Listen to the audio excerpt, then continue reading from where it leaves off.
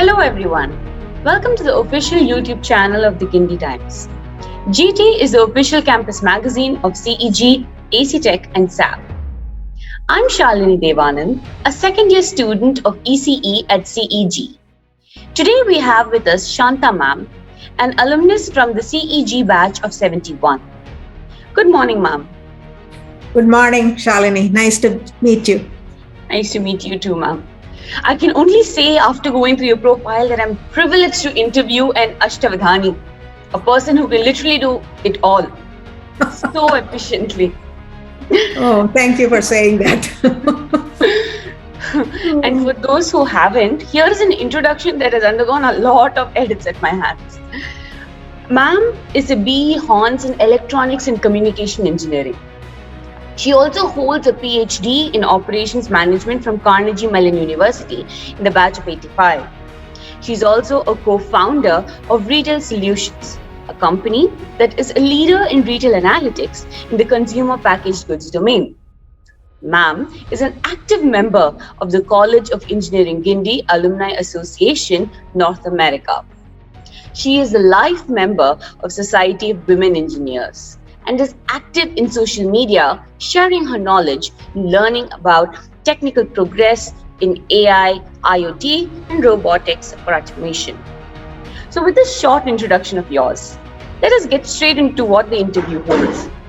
Ma'am, please take us back in the time capsule by, say, 50 to 60 years. Why engineering? Any aspirations that you had? Any struggles, any odds stacked up against you? Well, the reason why I chose engineering is because my father, who was a doctor, when he wanted to join engineering, he had a few things against him, which is he had a widowed mother. And those days, if you wanted to study engineering, you had to be in the hostel residency.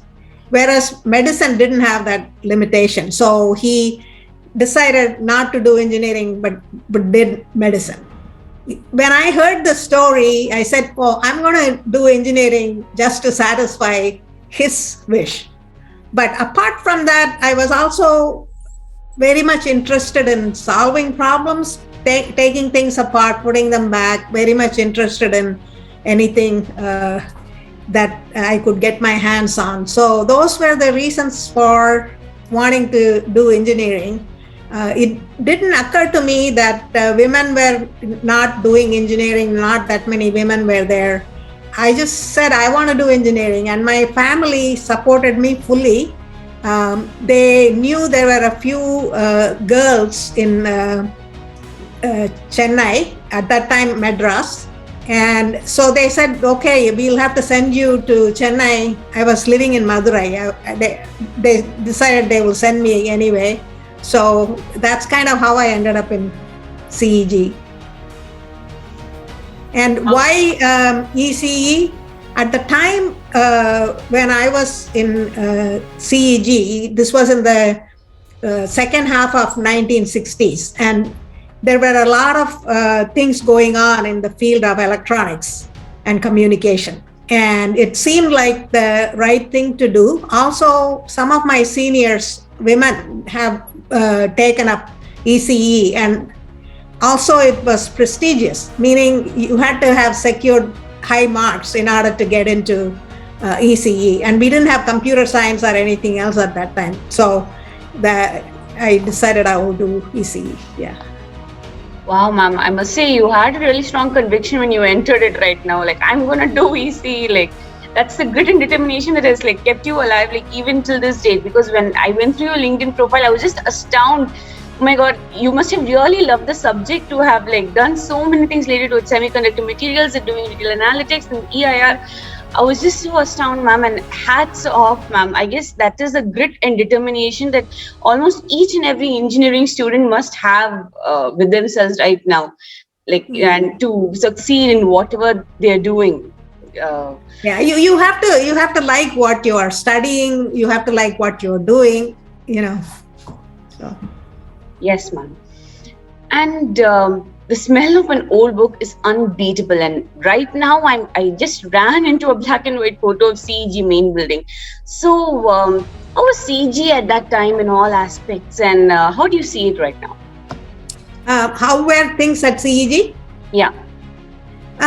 Things were a little bit, how do I say this? When you are only a handful of women in a college full of thousands of men, it does feel a little odd to be there surrounded by all the men.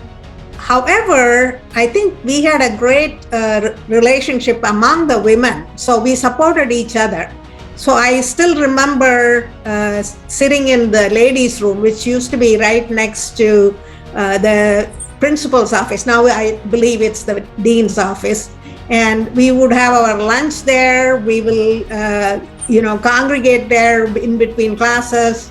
So, it was good, but at the same time, a little odd because we were so few in number among so many boys.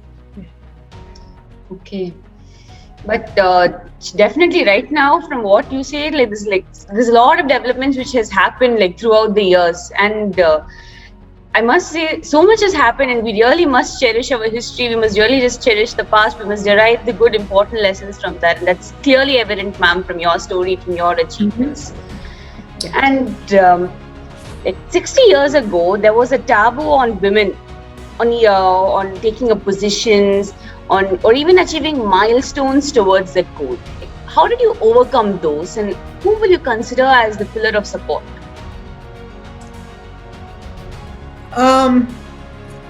I think you have to have the support of your family for sure, right?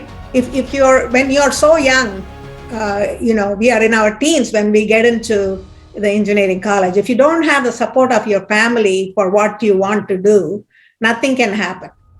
And beyond that, I think that you need the support of the people in the college. For example, when we were doing our BE, Professor Hegde was the principal. And he was such a nice man, very supportive of girls. He would go out of his way to be accommodative of the girls' needs. And for me, because I came from Madurai, I had to stay in some hostel. And there was no hostel for women on the campus those days. So we had to find accommodation elsewhere.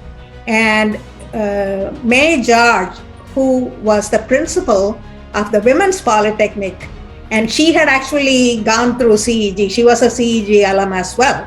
And she said, we will accommodate the engineering college girls in our hostel. So we got a place to stay. So in other words, all of these individuals, supported us. And there were many professors who were supportive as well. There were some who were really very young assistant professors who, like to rag girls, give them a hard time, especially, mechanical engineering workshops and so on. But those were kind of like one or two incidents, but otherwise, everybody was supportive. Many of my classmates were quite friendly and, well-behaved. Though there will always be, those who will give you a hard time, but you just have to take it in your stride and keep moving. Yes, ma'am. Right now, sometimes it is really true, ma'am, when we had to undergo certain labs and certain subjects which are really hard. I guess it's the same grit and determination, the courage that I can still do it, which still helps us through the journey.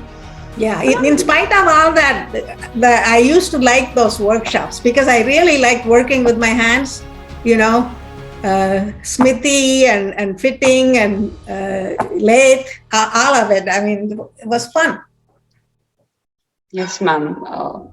It is a really different experience, I must say, before we actually foray into the main subjects of our stream. Yeah.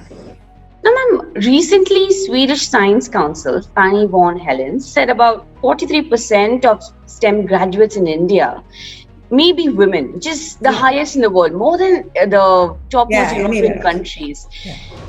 But then the women who actually share the jobs in the STEM field, it is just a mere 14%. Yeah. Why do you think there's a huge difference between women actually studying STEM and women actually pursuing STEM, taking up jobs? Yeah. In India, more than any other culture, as soon as a girl is born, the parents are thinking, okay, when can I get this girl married off? That's what's foremost in their minds. Even today, I mean, this is way back in the 1940s when our first woman engineer graduated from CEG. You can understand in the 1940s, there were child brides and whatnot. But even today, this is the outlook for many, that girls, she wants to study, but then she has to get married, right? And what happens when you get married? You get married, and then the husband may be living somewhere else, not in the place where you want to have a job, and then the woman basically gives up what she's doing and follows the husband, right? And that is one reason, because marriage is a critical event in a woman's life, and that has claimed a few women from working or following a career. The next event is having a baby. So once you have a baby, the caregiving really falls to the woman more than men. And so, do you want to take care of your baby, or you want to go for a job? And if there is support, yes, the woman will continue. But if there is no support, she'll give up the job, because the child means more to her than, having a job.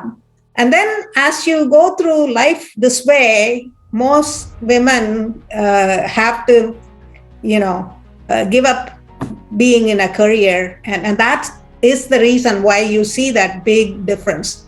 When they are studying, parents say, okay, you need a good education. Good. But then right after they finish the education, they say, get married. So unless the family and then further down the spouse give the woman a support in terms of what she wants to do, she's going to leave the job. And then towards later years, you will find that woman is the one who's having to take care of her elderly parents or in-laws. That again, you can see, women have to leave their jobs. This is the reality, unfortunately.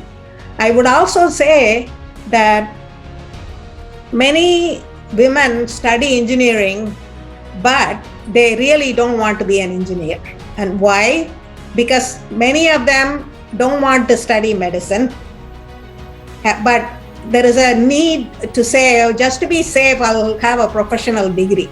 And so what is the degree that's available? Engineering. So I have come across many women who studied engineering, but really didn't want to follow, an engineering career. So that's another reason. We have men too who do that. So, yeah.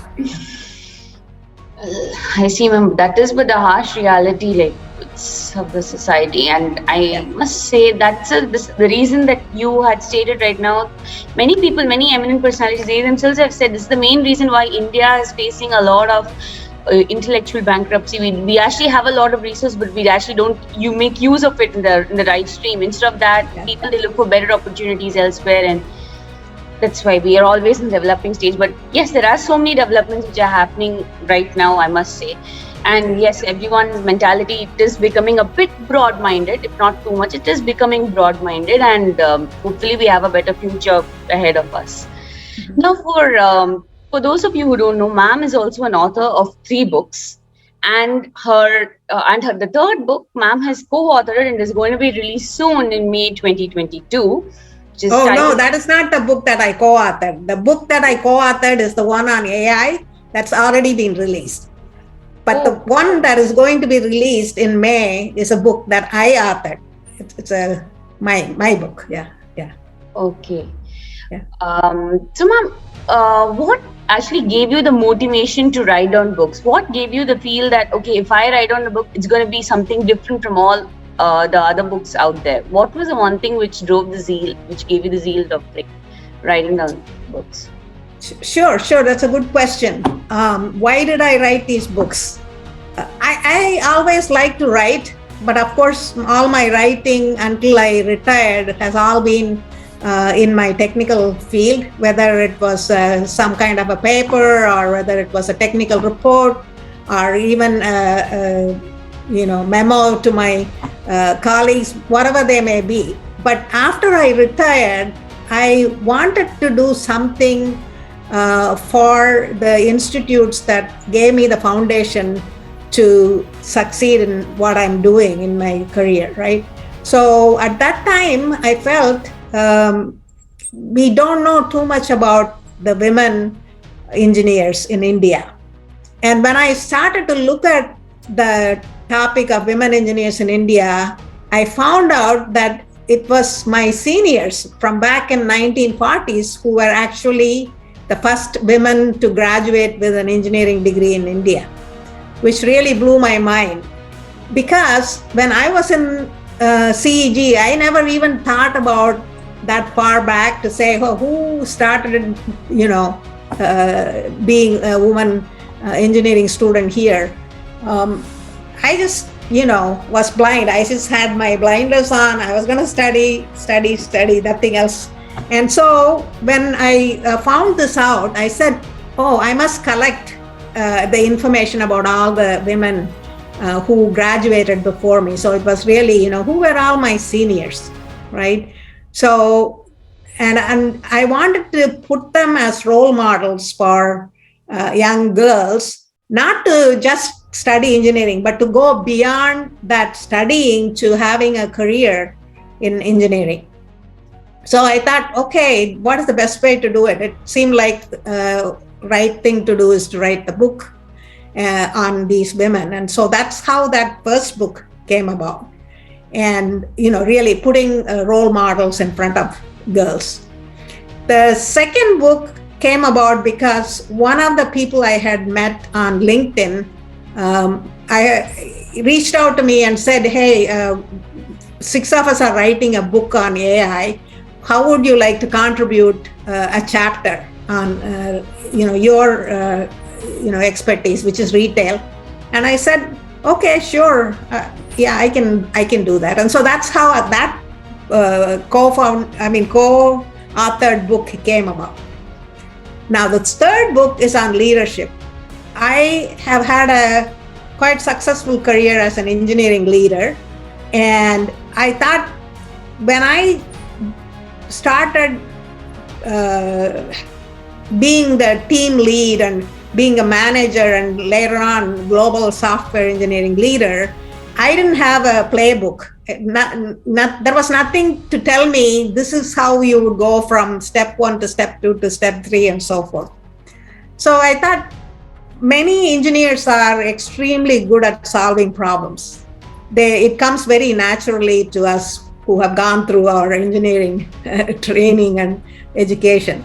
But we are, you can't take that and apply to managing people, having a team, getting the best out of the team. And I thought it would be a good thing to distill everything that I had learned in my career into a book, which I can put in the hands of those who are graduating and starting, any aspiring leader or even a seasoned leader who might want to have a refresher, that this book would be very useful. So that's the reason I wrote the third book. So every time I wrote something, I had something in my mind and wanted to, execute that. Wow, ma'am, I must say that's truly incredible right now, because there are just so many of us who are just stuck in engineering and we just hear and hear say like this normal formula, you go into engineering, you do this, you maintain a good CGPA, you get into a good job, but no one actually tells us the inside details of like what you have to do, some certain points which are really crucial. And I must say, ma'am, hats off to you for penning down those 3 books. Thank you. It's really a big thing, I must say. Now, ma'am, in your career, you have and you are donning the cap of a leader. You're a mentor to many students and startups. So, according to you, what are the major qualities that a person should have to succeed in this fast-pacing world? And also, what differentiates a person from being a good leader than one being a toxic leader and a dominating leader? Yeah.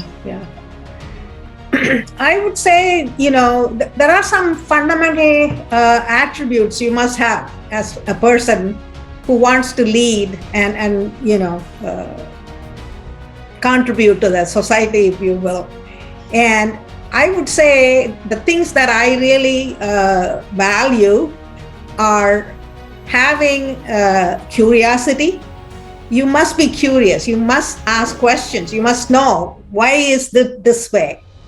And having the tenacity, meaning no matter what happens, however many failures you come across, you need to, stay there and make it happen. Persisting in your goals is very important. However, I would say that you don't want to be stubborn. You want to know whether you can actually achieve something. And if you cannot achieve something, can you flex it? Can you apply some flexibility to what you want to do and maybe pivot, do something slightly different, but achieve whatever you want to achieve. So that tenacity is extremely important.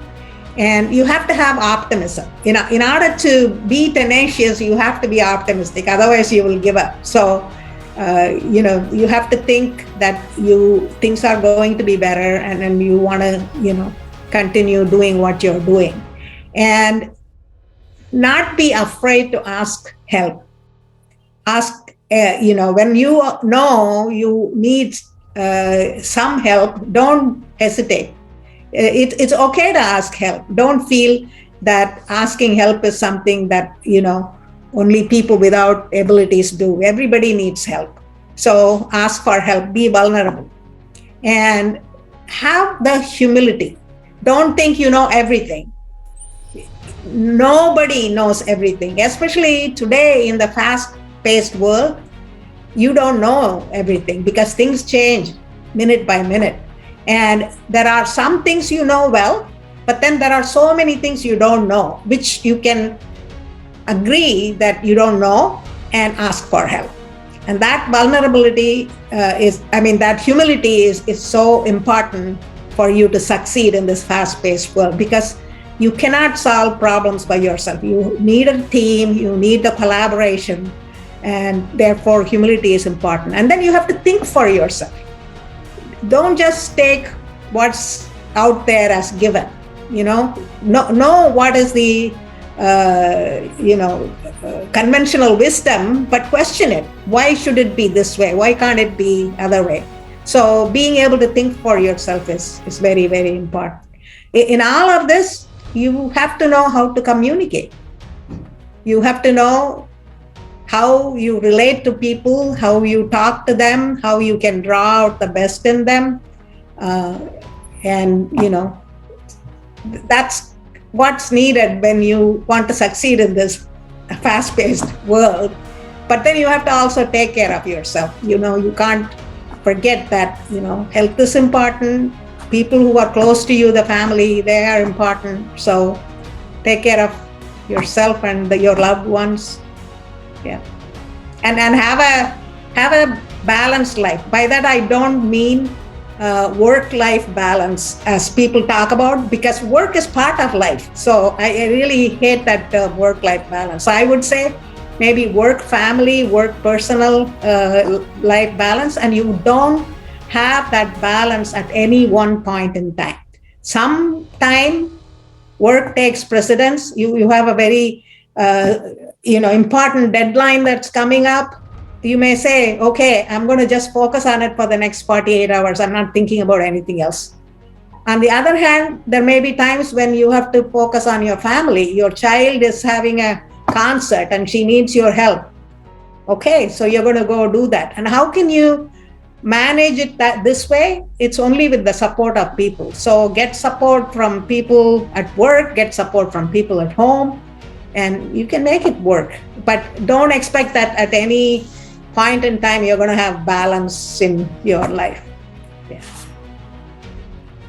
Wonderfully said, ma'am, because I think that balance point in asking for help, it's something which people, they think, oh my God, if they'll portray me to be a weak person. Oh my God, what if I don't know this much? They'll think I don't know my basics, and it just goes to a lot of unnecessary assumptions, which I think everyone should actually think over. Yep. So, ma'am, as Jamal Crawford has famously said, sometimes it is more about the journey than the destination. Yeah. Ma'am, how should one handle setbacks and rejections actually? That is a very, very good question, which is in the minds of everybody these days. Especially with the COVID, we've all had to struggle with so many different things, right? Now, with setbacks, I think what helps is to know that setbacks are there, but it's not because of anything you did.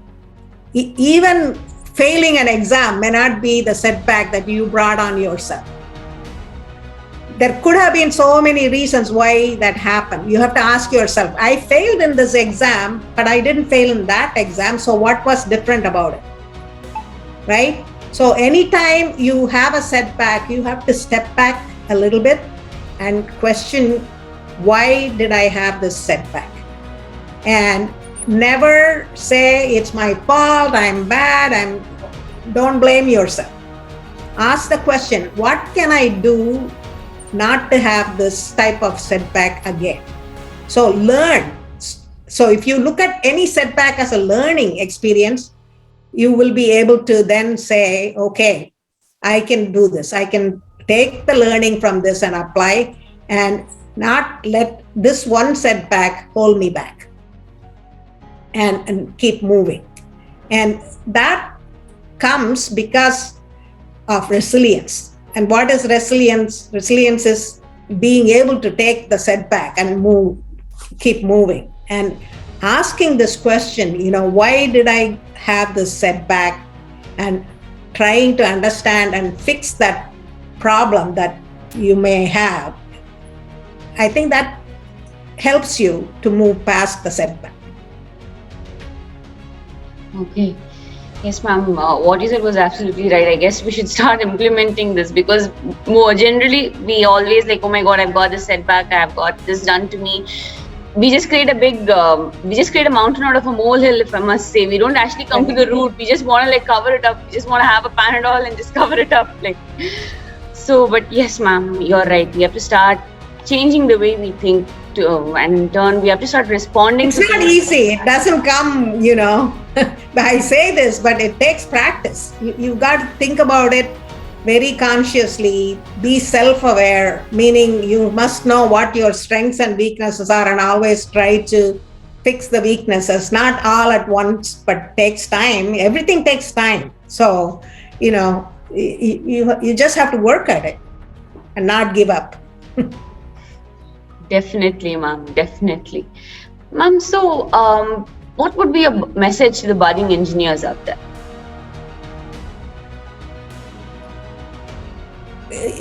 We could talk about messages for for a long time, but I would say that